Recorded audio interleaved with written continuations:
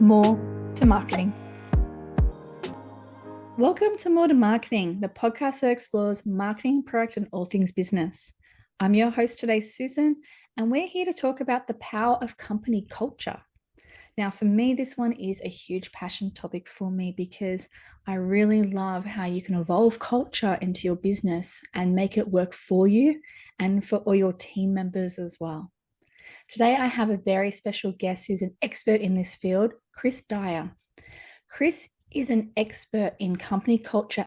Now, he has extensive experience in leading teams of thousands. That's correct, thousands. And Chris knows a thing or two in this space. His companies have consistently been named the best place to work and the fastest growing companies as well. He is an expert and number one speaker on culture. And I'd love to welcome Chris to the podcast. Welcome, Chris. Thank you so much for having me, Susan. Thank you. And I'd just love to know a bit more about you and about the journey you've been on to make culture your focus. Yeah, I mean, if you've ever heard me on a podcast before, you may have heard this, this little story. But, essentially, I stumbled upon this. Probably anything I've ever done that was worth anything, I did it by accident. It wasn't like as intentional as I probably should have been. But, I started my business because of 9/11, and I didn't know that I shouldn't start a business after a big terrorist attack and we were in a recession. Like, it was just, opportunity knocked. And so I went and did it. And, years later, I realized, here we are, another problem, and my business isn't right. And so when I looked in the mirror, I said, it's really our culture, and it's also my fault. And so I got really curious about culture. I just, I went just head in and said, let's figure it out. I want to know everything. I want to learn everything. I want to interview every smart person. And I thought I was just doing it because I wanted to know, because I wanted my business to be better, because I wanted my employees to be happier. And what accidentally happened was people started asking me to tell them what I was doing and to help their companies and to come and speak at their conferences and events. And somebody sent me an email one day and said, hey, do you want to write a book? And I thought it was a joke. And I'm like, you're not asking me to write a book. Talk to my fifth grade English teacher. You'll definitely won't want me to read a book or to write a book. So, like all of these things just kept happening accidentally because I was wildly passionate about culture and we were being successful at it. I think if we had been curious, but then the things we didn't work, nobody would have cared, but they were working really, really well. And that started getting us all kinds of attention, to where most of the attention that my company was getting was about our culture and about what we did and how we did it, and a lot less about like the actual service we provided. If you were to like type in that company name now, I mean, like 90% of the articles are about how we did the work and how we worked with employees. And so I'm really proud of that like it was such a force that, people were talking about it. We often hear a lot of negative stuff, right? You hear about what a company did wrong. And so we were trying to be that little beacon of light of like, here's what you need to do it right. And I love that because it's got that return factor of, if you bring people on the journey of positive culture and they then leave you, because eventually most people do move on in roles and go to other companies, they take that with them and then they plant that seed there, and then it comes around and it grows and grows, so that what you've actually influenced goes well beyond your company. So no wonder everyone was contacting you wanting to know more as well. Yeah. I love it. Now, I've got a whole pile of questions for you today because normally I don't ask them as direct questions, but I'm so passionate about this topic and I really want to know more. What role does company culture play in fostering innovation? Do you have any examples where culture directly contributed to some breakthrough ideas? I'd love to hear and explore this more. Yeah. So when we typically think about a great company culture, we're not specifically talking about innovation. Innovation itself kind of has its own separate formula. Yes, great culture can help us be innovative. One of my pillars of a great culture is how to deal with mistakes. And when we deal with mistakes in the right way, that does end up helping us find innovation. But if you have a great company culture, you can still be not innovative. You can be happy and you can have people being wildly productive and high performance, and they can end up missing the next thing, right? They can keep doing the thing that you're telling them to do really, really, really well and really, really loving it. Think Kodak, think Blockbuster, think, there's like so many examples of like they kept doing the thing they did really, really well until like, Netflix shows up and like totally reinvents the entire industry. So innovation sometimes has to have its own little thing. So culture's got to be good. That's a baseline. We have to be dealing with mistakes. We have to be allowing people to try things and to experiment. I do quite a bit of work with helping leaders thinking about having an experiment mindset that can help foster that. But bad news is that the most innovative companies typically do one of two things. They either have a completely separate company, consulting firm, outside group that is providing them the innovation, or they're buying companies. I mean, look at all Apple and Google. They're buying all these companies all the time. They're buying innovation. And so that's how it happens. Or they take their innovation team and they literally put them in a different building away from everybody else. And the reason for that is we want to have different, you kind of get stuck in this like common thinking. Exactly. It's the blinkers on the eyes, isn't it? Like a horse. Right. And, we noticed that when we've seen this with like doctors, we've seen this with teachers. If you take a doctor who thinks that, at this in working in a hospital, and they think that they should run these certain kinds of tests. So this is the way in which we should go after treating this particular disease. If they were to change hospitals and go to a totally different hospital that has a different mindset about how to attack that same illness, that doctor shifts their thinking.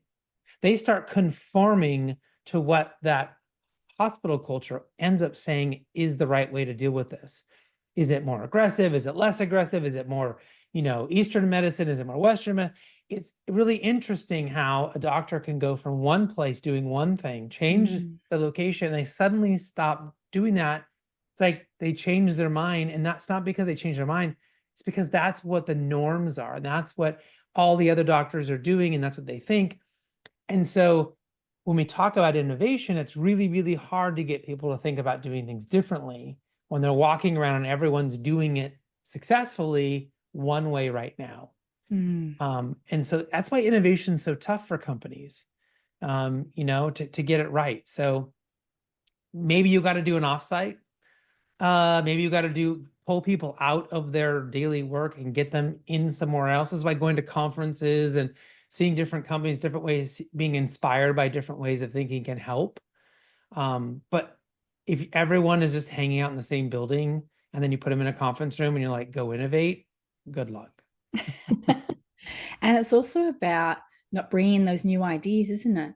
There's been so many conferences that I've been to that big companies have hosted, and you're hearing the same thing you've heard last year and the year before and the year before that, and almost the same speakers. So you look at it and go, well, how am I going to get better, or where are my improvements, or where's my opportunity if I'm going to these conferences and I'm not learning anything new, or I'm not seeing it in a different light on how I could approach something.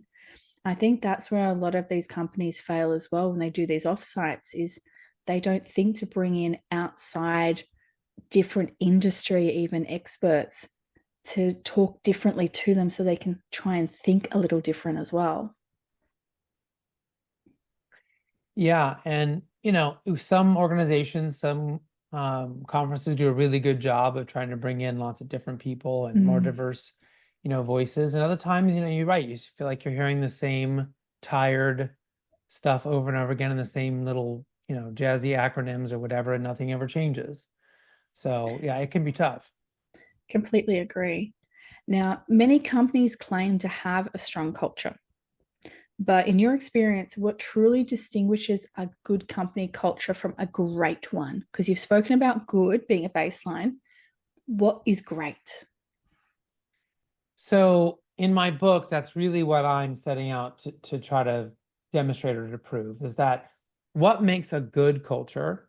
Okay, what are those minimum things you need to do? And for some companies, that's enough. For some people, like as long as they can check those boxes, they're fine.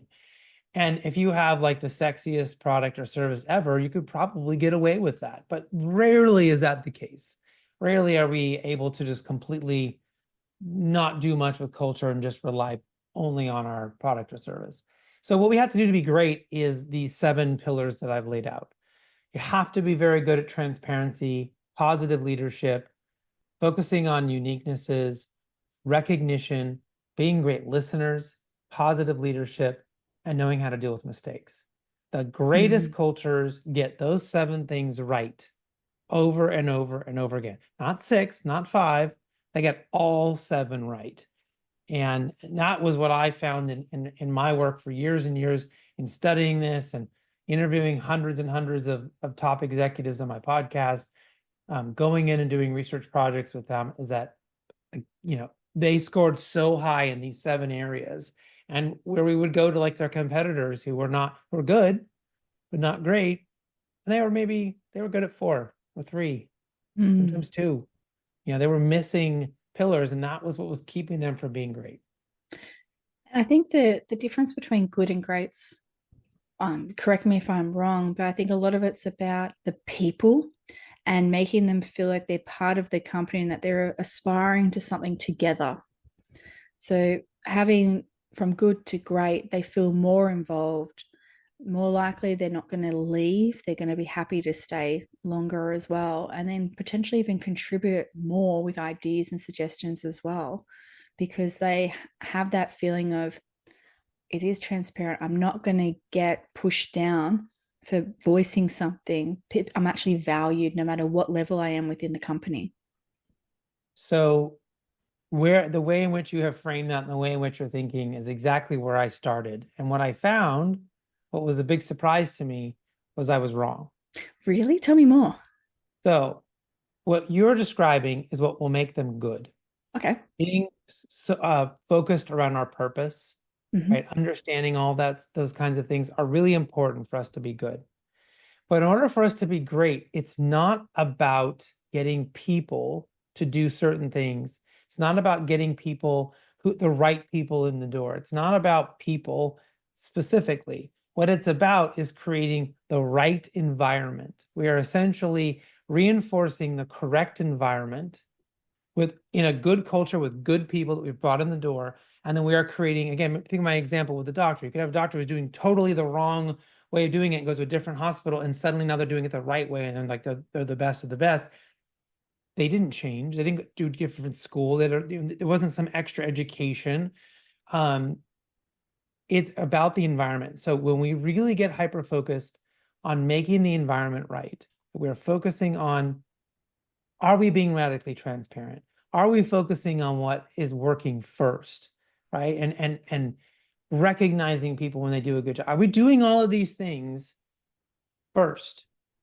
And then what happens is your people do fantastic, and your people are awesome, and your people are even more attached to you, and they're even more excited to do the work. But we make this mistake of saying, I need my people to do something different. I need them to be better. I need to go hire better people. And that kind of thinking only works when you're good. And so it's that real environment. If we look at Olympic athletes, what often is the difference between someone who's standing on the podium at bronze, silver, or gold versus someone who wasn't? It rarely has anything to do with their physical abilities, their height, or their eyesight, or I don't know, like whatever they were born with, right? And what ends up being is it's their process. It's how they train, it's where they train, why they train, what they do, what they don't do. It's that culture, it's that design, it's that how they do it that ends up being the slight difference between making them good versus great. I love this, and I love your explanation of it as well, because it helps really resonate that it's like the company is an organism, and you've got to make sure that it is functioning before then you start looking at the people and everything else that's outside of that. Yeah, and so it can be really hard for people to understand this. So when you're starting a company, we definitely want to start with people. We do want to hire good people. I mean, you can't just like go grab 10 people randomly off the street and say that's going to make a good company. I mean, people are wildly important, but there gets to be this point when you have a good enough, you have, having the people in there, they're going to generally, whoever you have in there of certain quality is going to generally do what they're going to do, unless now the next step is get the process right. And that's what I'm talking about here. We have to have the right process to help them be successful, help clear. I used to say, I have my virtual machete out every single day. How can I make their jobs easier? How can I clear away the crap? How can I find ways to get rid of ridiculous reports and meetings and like old stuff we are just doing for no reason because we have always done it, right? And I took that on my shoulders of like, how can I identify in any meeting and any interaction with employees of like, wait, why are you doing that? Do we really do that? Can we get rid of that? Can we do something better? Like, how do we help them evolve? And so again, that's process. Yep. Then we think about what are the right tools to help them. And then what is the right technology to back all that up? To your point of like, we think about people, and then usually people jump to tools and technology.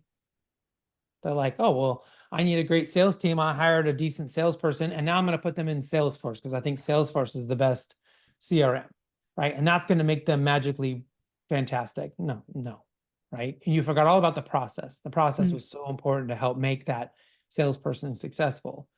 And then get them the tools, and then figure out what technology. Because I'll bet you, fantastic salesperson will be fantastic in any CRM you give them, right? That's not really what makes them a great salesperson. So it's people, process, tools, technology. So people, process, tools, technology, just so everyone gets that down as well, about how you actually can start looking at culture and going from step by step. And don't forget, the book goes into more detail as well for this too. So I will put that in the show notes at the end too for everyone so you can grab a copy. Now, how do you balance the tangible aspects of company culture, like the policy perks and all that, with the intangible ones like trust and value? Is one more important than the other? Is it a balancing act? Because I think that's something that a lot of companies struggle with, is that tangible versus intangible when it comes to the company culture. Yeah. So when I think about culture, it's like, how do we pay people and deal with all that stuff in the right way that takes it off the table, so that we're paying fairly, we are providing competitive benefits and pay and all of that, and that it is so it's not like we're wildly under or wildly over, or we're not overcompensating either, right? And so we'll take that off the table. And then, are we being fair to people? I don't believe that we can ever be equal from one employee to the next. Every employee is unique. They have different situations, they have different wants.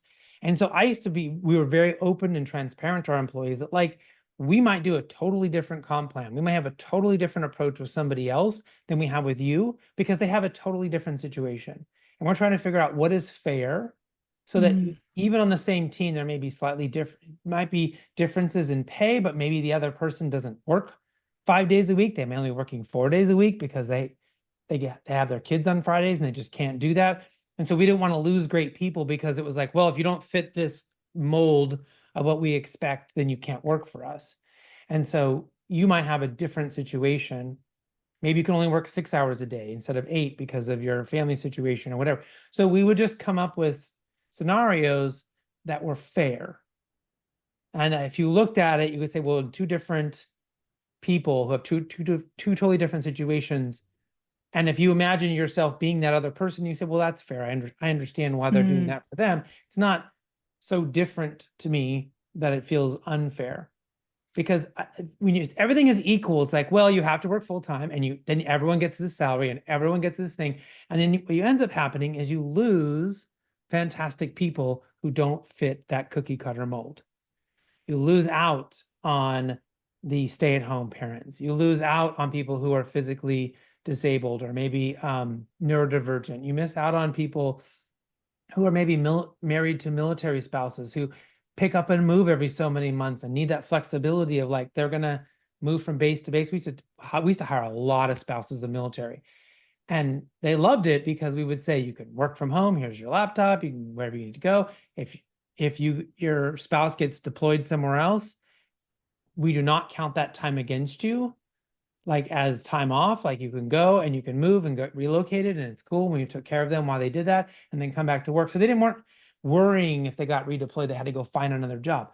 Now, well, we did that for them, but we didn't pay other people when they wanted to be off for other things. Like, so it was fair for them, right? Because they had a different situation, different family situation. And no one ever balked at that. No one ever said, well, how come you'll give them a little extra money to go move, but if I wanted to move once every 15 years, you don't give it to me? No one ever said that because it was a different situation. Yeah, completely. And I suppose I love the fair and flexible, because it's fair, but it's also flexible, so that, as you said, you're not losing those employees that you love, that you know can contribute no matter what their skill set, background, home life requirements are. So then you're getting the most out of it as well. So in return, I'm assuming as well, then they're going to be pushing their own envelope to get better and better and contribute more as well in that positive way. Yeah, absolutely. I love that. So the balance there would be transparency, as you've said, as one of the pillars, and then also focusing on that it's fair, so that when you're balancing it out, it is fair as well. Right. And this is the thing. If you're willing to be transparent about it, if you're willing to say it out loud, then it's probably going to be fair. If you feel embarrassed or you feel like you're doing something that's special for somebody else that you wouldn't do for anybody, then that's going to get you in trouble. And it always does, because everyone talks and they all know now, no matter what policy you try to put in there, they all know each other's getting paid and what their benefits are and all of that. So you got to make sure it's fair and be willing to have a conversation about it if for some reason it does feel out of whack to a team of what some people are getting or not getting. But like, I never had that problem because we were trying to be radically transparent. We were trying to be as fair as we could. I never had people saying, oh, but what I'm not getting what I want. Right? It just didn't happen because we were so dedicated to their outcomes and to their well-being and to making a great place to work, that even if they maybe felt just a 5%, maybe not, it's not perfectly aligned, they let that go because they knew we were trying to do our best. Exactly. And the thing with this, you can't please everybody. There's always going to be a small percentage or a small percentage of yourself that you're not going to be 100% happy with. And that's for any job anywhere. So to be able to do it for the majority, have that complete transparency, flexibility, and fairness, it really is a great model for everyone to consider about how you can bring in that into your culture to then really have that view that everyone is, I don't want to use the word equal, but more on the same playing field in a way where no one's got anything against them. Yeah. And the word equal is really, it's a hard word because we're not equal. We're all individuals. Exactly. We all have our own stuff and we're at different places. And so we're equal as human beings. We're equal as in like some larger holistic thing.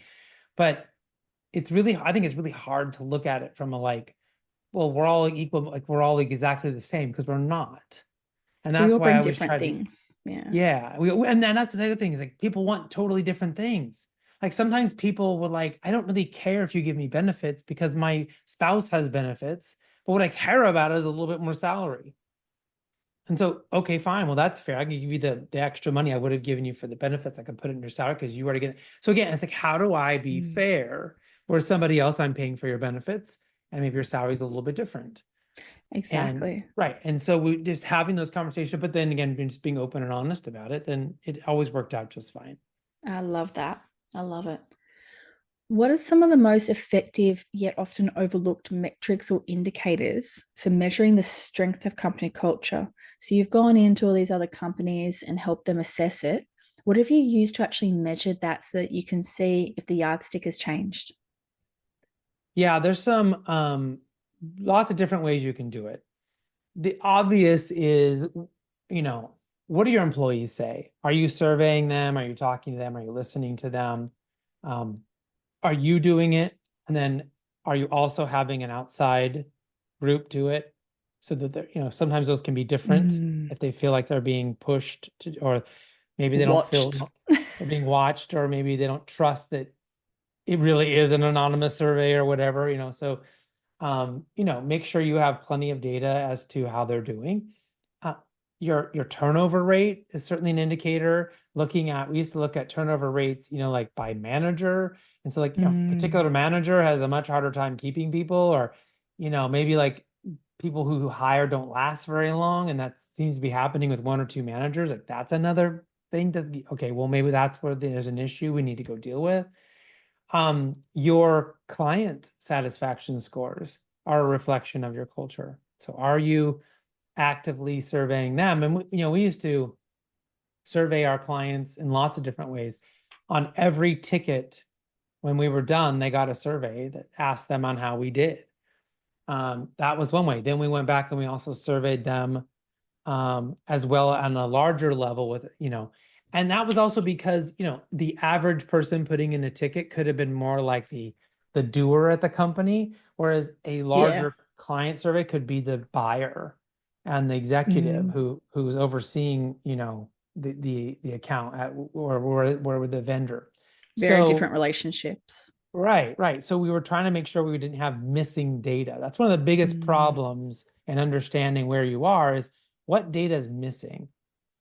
And so again, if we were only surveying the people who signed the contract versus the people who use our service, and then vice versa, that could cause us a problem. So those are some like really great ways to look at it. We also looked at when we put out a job posting, how many people internally referred their friends and family to work for us. I love that. If that dipped down, used to go, oh no, we're in trouble. Like if we weren't getting, I think it was something like if 15% of our employees weren't sending somebody, weren't thinking, if we weren't seeing like I'm referred by in about Mm. 15% of what was coming in, because we would release it first, like we wouldn't do it to like some large, job site or something. Like we would post it more organically first because we would get so many referrals from our employees And hopefully quality ones as well, because and they quality ones. understand everything. Exactly. Right. And they're sending us the right people who they think could fit in the culture. But if that Exactly. number dipped down to 5, then I used to go, oh, okay, are our employees a little stressed? Is there something going on? Maybe it was for a particular job and maybe it's that particular manager. And then we also looked at they have high turnover and like something going on with that manager. We need Yep. to, right? We need to go figure out, or maybe it's not the manager. Maybe there's like somebody on that team who's just not a good teammate and people aren't referring their friends and family there because they know they have to deal with that person who's difficult. And so that's another little data point that would just help us get curious about what's going on over there. I think I love the point of all of this getting as much data as possible and then being curious with it and seeing how it all connects. Like it's almost Mhm. a giant puzzle piece because it's not just going to impact one area and may have follow through impacts to other areas as well. Yeah, absolutely. And if you just start following your curiosity, but I so get a lot of little data points. Mm. We just sort of like look at this on a dashboard every month, my senior team, and would be like, what does this one say? What does this one say? What does this one say? And a lot of months in a row, they'd all be good. And so, okay, great, let's keep doing what we're doing. Then there'd be months when it would go down. What always shocked me is we expected those metrics to go down, like things to get worse, when we were transparent and telling our employees, hey, we've had a few bad months. Our numbers aren't great. We didn't get that contract. We lost that key employee left for someone else. Like we were delivering some bad news like 2 months in a row. And we would be like, oh, those scores are, everyone's going to be really, and actually they would either hold still or get better Mm. because we were being so transparent and saying, we recognize the problem, we know what's happening, and here's what we're going to do about it. That they were like, okay, you guys got it handled. Thank you. Like I can keep doing my job. You understand the real problem. I agree with what you're going to try to do, or you've at least heard me out if I think I have a better idea. And so it was always when we thought things were like when things were going really, really well is when Mm. those scores dropped. Because people were getting Interesting. stressed, they were Mm. getting burnt out, they were having to do too much work because we were winning too much, Mm. right? Too many contracts were coming in, and that's when we had to really go back and help them. Mm. It's good about that curiosity piece and looking into it. So then you understood that as well, and you could attribute it and then try and solve for it as well as a group. One Absolutely. one of the horrible things that I've seen when it comes to some of these metrics, I've seen very large companies where the manager of the area is being scored if their team gives a good score and not being truthful. So going around to everyone saying, you better give 10 out of 10 or else. You better give 10 out of 10 or else. Yep. So that area gave 10 out of 10 and the whole company thinks they're great, but they don't realize that the manager is just bullying them into a score and it's not a true reflection of that area. I was in an area once and I no one can bully me into those kind of things. I'll be honest. I love culture. I want it to work. I want it to get better. So I was honest with my score in another area. And I happened to be talking to my manager, and the person turned around and said to me, I know someone gave a 7, and it was one person, and I'm going to hunt them down. Not realizing I was that person who gave the 7. And I'm just sitting going, oh, wow. I am not going to own up to this one because the fury of just seeing this person so cranky that their markings looked a bit not Mhm. perfect when it's a true Right. reflection of how, for myself in that moment, is how I felt for that score that I provided. Yeah. It was, And we yeah, I used just, to oh, we used to really focus on so we never gave bonuses or rewards or whatever to like managers for their scores. What we wanted to see was that did the team meet its goals? So that's how we judged the managers were how their team performed. Did their team meet their goals? How many of their team members met their goals? Right? That was a reflection. As a company, we wanted great scores and we wanted people to be happy and all that.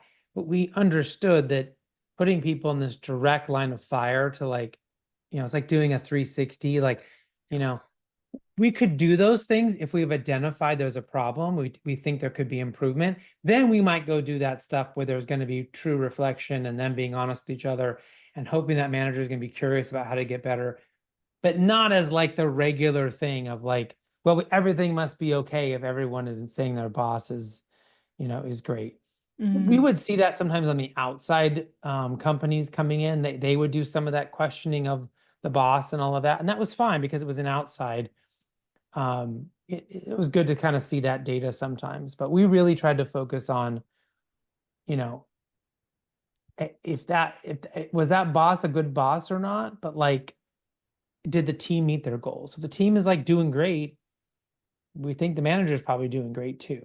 And if mm, they're not meeting their goals, well, the manager's probably having a hard time. There's probably some misalignment there. And, sometimes it was even like we had to reshuffle teams. It wasn't like, oh, we're going to go fire the manager. Sometimes personalities just didn't work out and it was like better to shift the teams around a little bit. And then all of a sudden that manager was a hero because maybe they're more type A and they had a bunch of other people on their team that was type A and like, it was just a better fit. So we just got curious about that as much as we could. I love that. What is the most surprising lesson that you've learned about company culture in your career, and how did that shape your approach to leadership? The most surprising lesson happened to me early on.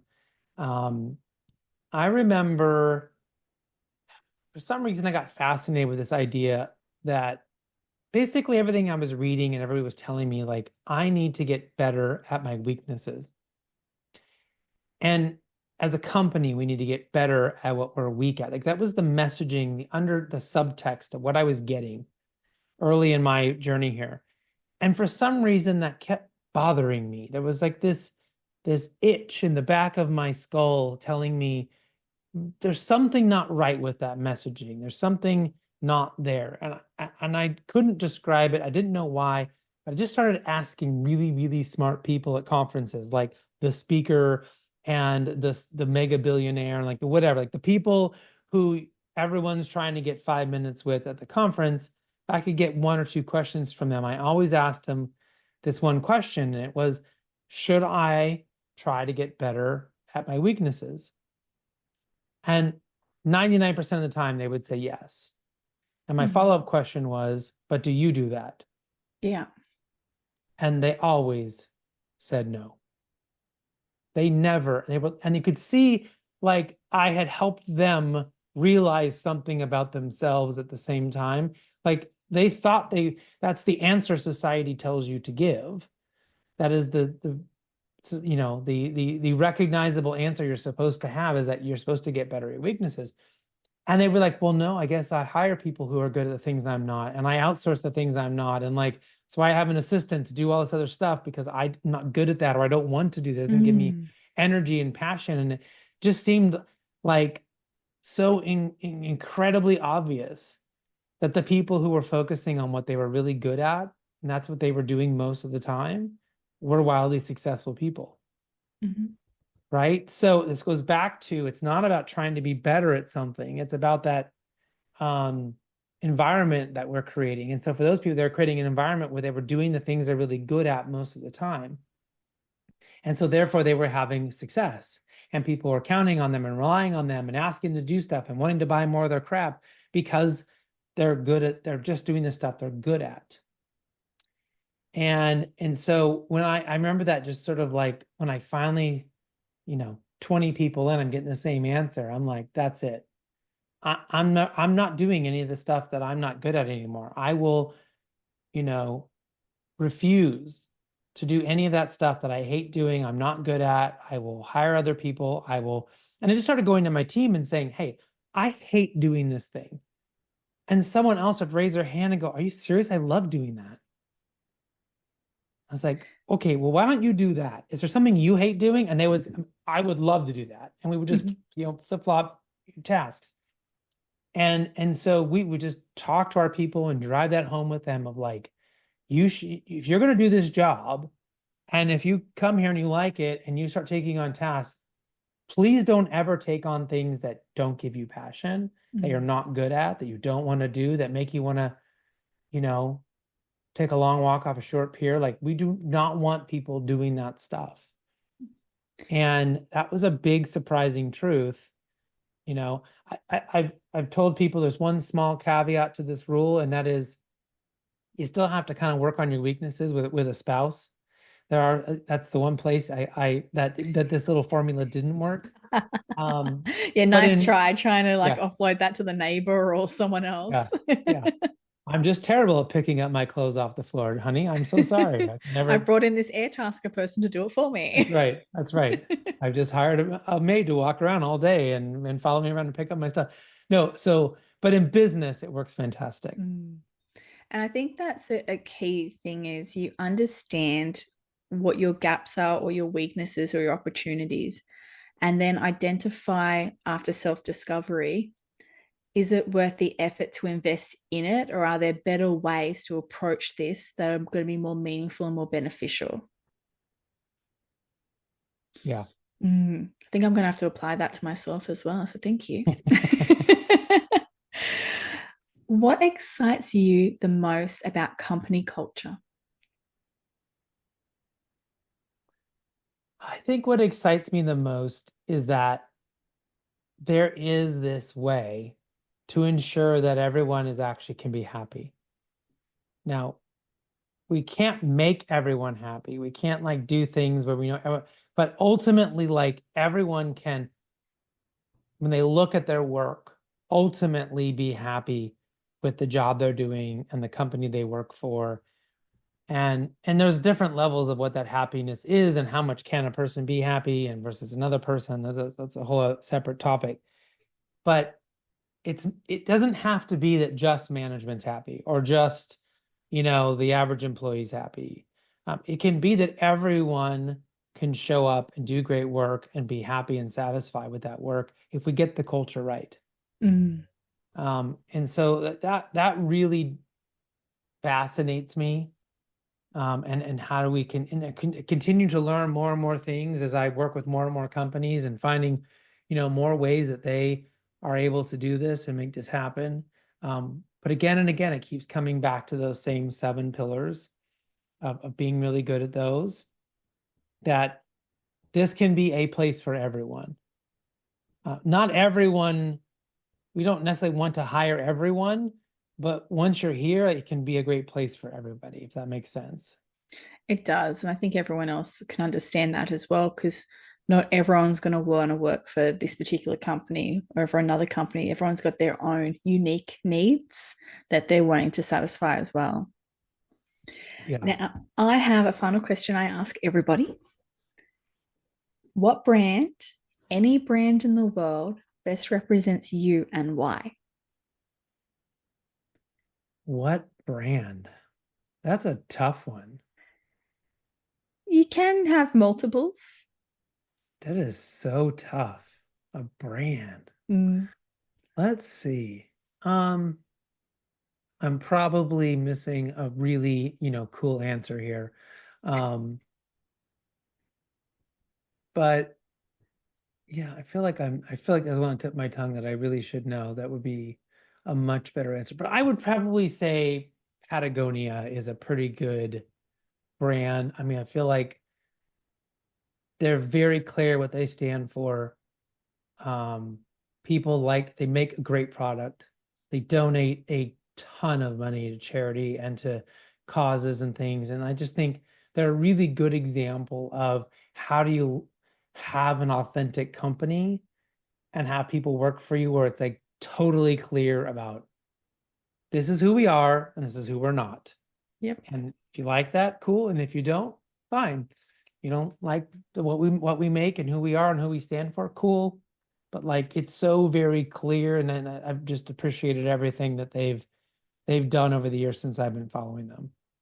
Wonderful. And I can see how that can reflect upon you and everything you've shared about yourself today, too. So thank you for that answer.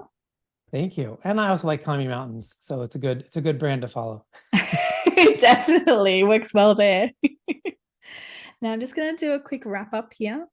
So, one of the things that I love so much about companies is evolving culture and seeing how it works. So, today we spoke about culture and we learned that there's 2 types of cultures. You can just have the good baseline, blah, getting things done, you're there, or you can actually invest and have great culture. And definitely get a hold of the book, which I'll put in the show notes, about the 7 pillars that can help you get there and having the high scores in each, because that's how you can become great. Good is okay if that's all you want to invest in, but however, when you aim for greatness and achieve greatness, you're more likely to have the happy employees across the board in their own way and their unique way. And also more likely they'll be satisfied as well in what they're doing, achieving and contributing, which helps ultimately with the culture, because the culture isn't always about the people to start with. They're very important. They're one of the biggest stakeholders involved, but it's about making the right environment and making sure that culture is getting reinforced there and being really hyper focused. That's where those 7 pillars really help. And having the right processes in place, you can then look at the people, the process, the tools, and technology to make it all happen and have hopefully an ecosystem that works for you. And then you're going to have the people that are going to be happy and also satisfied as part of that process. Now, innovation is important when it comes to culture, but it isn't the be all and end all. Some companies rarely go into innovation because of what they produce or how they work. But when you do go into it, it's its own formula itself. But it's very important if you're wanting to be innovative and bring that into your culture, take the blinders off. It might be something as simple as doing offsites, but bringing in experts from other industries to share their knowledge or their different insights or different mindsets. It could be opening up that you have a team that might be specialized in doing the different types of inspirations so that they can bring back ideas. And that could be, as some examples we were given, they don't naturally have to be within the business building. They could be in another building so that they can truly be innovative and not within the box of every day and seeing things different and bringing that in. So there's some major opportunities there to be able to help with culture in those aspects. Now, one of the key ways to make culture work is being fair. And one of the key pillars that I took out of today was transparency. So being transparent when it comes to talking to all your employees, and that's that fair metric. Are you being fair and flexible to everybody so that they feel that they're being fair and flexibly treated? And if you're getting that right, you're going to have that team that will help and build that culture and continue that transition, that you're going to have a great culture with those pillars. Now, companies, we all like to measure things, and there's many ways that you can actually measure if your culture is contributing and how it's actually working towards your business's success. So some of them is very simply, what are your employees saying to you? Now, you can do those internal surveys, but there is a bit of skepticism in there about, is it really not going to have my name against it? I'm a bit worried here. Am I going to be truthful? So it might be worth actually getting external surveys or external companies come in to do those checks for you, so you know they're as accurate as they possibly could be. Other metrics that you could look at is turnover, but be curious. Go down to different levels and go, is it turnover to a certain manager? Is it survey results that come from a certain manager? And see if there's any dots that you can put together that might help you to contribute to a more fair, happy, and satisfied group of people within your culture. Now, client satisfaction is one that many of us do out there. But what I loved was what Chris spoke about was there's two ways to measure this. One, all the tickets that go in with your everyday team member that puts it in, get those to have scores to be put on them. But then also have the other score, which goes against the account manager, to see how the account is satisfied. Have a look at that, be curious, and see if there's actually any differences or gaps that you need to actually explore to see if it truly is how it's being represented. Most companies I've seen have only done the top level one, where it's the account manager. Most account managers are happy. They're making money, they're hitting quotas. They're not seeing the trouble below. So this is where you can really understand and help and improve your team. And then ultimately we go back in that big circle of having the happy and satisfied team members as well, which helps your culture, which all brings everything around happily. We love that. I also love that using internal references for jobs. So if you've got jobs and you want to go out and try and get some new employees, that's awesome. You're building the teams. But instead of going out to the big companies first, why don't you test and see about putting it onto your website and going to your staff and saying, hey, do you know anyone that's great for this? And use that over time as a metric to see if there's organic growth within your business of people wanting to bring people into your culture. It could be an interesting metric to start to explore. Ultimately, culture, it's an organism. It's big, it's brutal. For me, it's exciting. I love talking about this. I loved our discussion today as well with Chris. And I think that there's a lot to learn, particularly about what good and great could look like and how these 7 pillars can help. Anything I missed out there, Chris, that you'd love to add? No, I think you did a fantastic wrap up. Oh, thank you. And thank you so much again for your time today too. Thank you so much. Now, there are many ways to get in touch with Chris. I highly recommend following him on LinkedIn and also check out his website as well, chrisdyer.com. As he mentioned, he does have books and they're available on Amazon to buy today. I'll have the links in the show notes. If you want to try and remember this, guys, it is The Power of Company Culture, how any business can build a culture that improves productivity, performance, and profits. And his second book is Remote Work: Redesign Processes, Practices, and Strategies to Engage a Remote Workforce. But don't worry, I'll have that all in the show notes for you. Thanks again for tuning in to More to Marketing. Don't forget to subscribe so that you can hear some more fabulous guests in the future. Other than that, it's More to Marketing. More to Marketing.